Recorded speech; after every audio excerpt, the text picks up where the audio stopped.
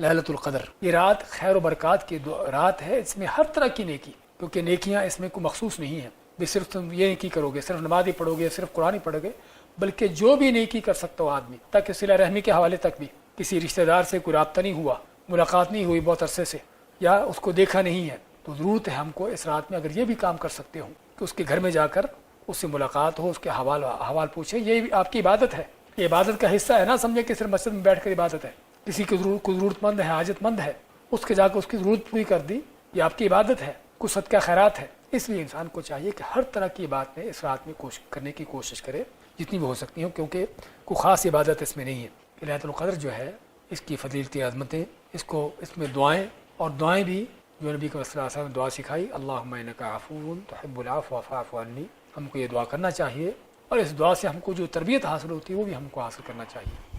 کہ ہم اللہ تعالیٰ کو واسطہ دیتے ہیں اس کے عفو ہونے کا، اس کے درگزر کرنے کا، اس کے معاف کرنے کا۔ ہمیں خود بھی اس صفت کو اپنانا چاہیے بندوں کے ساتھ بھی، تاکہ اللہ تعالیٰ ہم کو معاف کر دے۔ اور پھر مزید اس رات میں ہم صرف دنیا نہ مانگیں، جس طرح کہ علامہ عبدالحمید بن بادی اس بات پر تنبیہ کرتے ہیں کہ ليلۃ القدر جو ہے وہ دین کے لیے ہے، دنیا کے لیے نہیں ہے، وہ آخرت کے لیے ہے۔ لیکن بہت سے عام لوگ، عوام الناس جو ہیں، ان کا کام اس رات میں بھی دنیا مانگنا ہوتا ہے۔ اللہ نے سورۃ بقرہ میں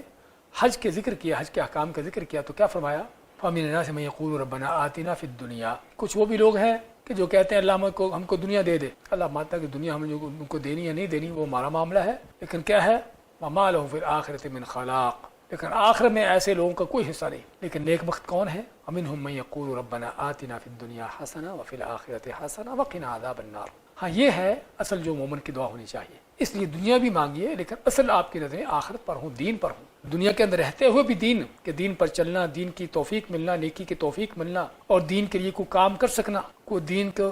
دنیا سے جانے سے پہلے کوئی ایسا کام کر جائے کہ جو انسان کے مرنے کے بعد بھی جس کا اجر اس کے لیے جاری رہ سکے۔ تو اصل یہ چیز ہے جس کو کرنے کی ضرورت ہے، جس کی دعاؤں کی ضرورت ہے۔ تو باقی اس کو پانے والے کون ہیں؟ اس کو پانے والا وہ شخص ہے کہ جو سب سے پہلے توحید پرست ہو، صحیح العقیدہ ہو، کیونکہ بعد وہ بھی لوگ ليلۃ القدر کو جاگ رہے ہوتے ہیں اور بڑی ان کی باتیں ریاض سے چل رہی ہوتی ہیں کہ جو اللہ کو چھوڑ کر اوروں سے فریادیں کرتے ہیں، اوروں کو پکارتے ہیں، جن کے دلوں میں عقیدے ہیں کہ اللہ ہی صرف نہیں بلکہ ہمارے فلاں بھی مشکل کشا ہیں، وہ بھی ہمارے حاجت روا ہیں، وہ بھی ہمارے داتا ہیں، وہ ہمارے غوث ہیں۔ کوئی شک نہیں کہ اس طرح یہ کھلا شرک، ایسے شرک کے ہوتے ہوئے کہ ایمان ہی نہیں، دین ہی نہیں چاہیے کہ ليلۃ القدر ہو۔ اس لیے سب سے بنیادی شرط جو ہے اس کو پانے کی، یا پانے والے لوگ وہ لوگ ہیں کہ جو صحیح العقیدہ مسلمان ہیں۔ پھر یہ کہ جنہوں نے اس رات کو اللہ کے لیے خالص ہو کر جاگا ہو، گزارا ہو، کوئی دنیا کو دکھانے کے لیے نہیں کہ میں بڑی ليلۃ القدر جاگ رہا ہوں، یا اور کوئی دنیا کا غرض مقصد جس کا بھی ہم ذکر کر رہے تھے کہ ليلۃ القدر ہے، اس میں تقدیروں کے فیصلے ہوتے ہیں کہ چلو اللہ سے اللہ اچھا فیصلہ لکھوا لے۔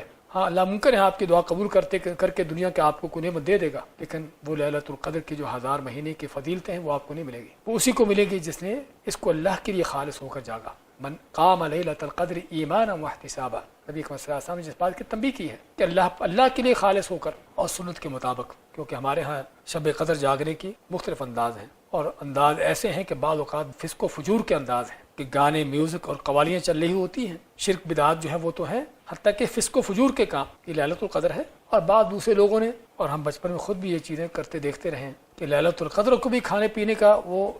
رات بنا لی ہے، مٹھائیاں تقسیم ہوتی ہیں، حلوے تقسیم ہوتے ہیں۔ اللہ کے بندو، عبادت کی رات ہے، جاگنے کی رات ہے، اس میں کھانا پینا کم کرو، نہ کہ پہلے وہ افطاری سے گھر میں پیٹ بھر کے آئے اور باقی جو کسر رہ گئی وہ آ کے مسجد میں کھا پی کر یہ رات کو ليلۃ القدر جاگی جا رہی ہے۔ تو اس لیے سنت کے مطابق نبی صلی اللہ علیہ وسلم کی سنت کیا تھی؟ اعتکاف کیے ہوتے تھے مسجد میں، اور پوری رات بیٹھ کر اللہ کی عبادت کرنا، جاگنا، نفل نوافل میں، قرآن کی تلاوت میں، اور ذکر اذکار میں، اور دعاؤں میں، اور ان چیزوں کے اندر تو سنت کے مطابق۔ اور جیسے ہم نے ذکر کیا ہے کہ پوری رات کو غروب آفتاب سے لے کر طلوع فجر تک، صرف یہ نہیں کہ رات کے کوئی مخصوص گھنٹے ہیں کہ جو ليلۃ القدر ہوگی، باقی نہیں ہے، اور میں ہر طرح کی اس میں عبادتیں کرنے کی کوشش کرنا، اور خصوصی طور پر اس میں توبہ استغفار کہ جس رات میں اللہ تعالیٰ بندوں کو جہنم سے آزاد کرتا ہے۔ تو کوشش ہو آپ کا بھی نام اعمال اس میں صاف ہو جائے، اللہ کے ہاں آپ بھی بخشے جائیں، اور آپ کو بھی جہنم سے آزادی ہو جائے۔ اس سے بڑھ کر اس رات کو پانے کا کوئی اور آپ کے لیے اجر نہیں ہو سکتا۔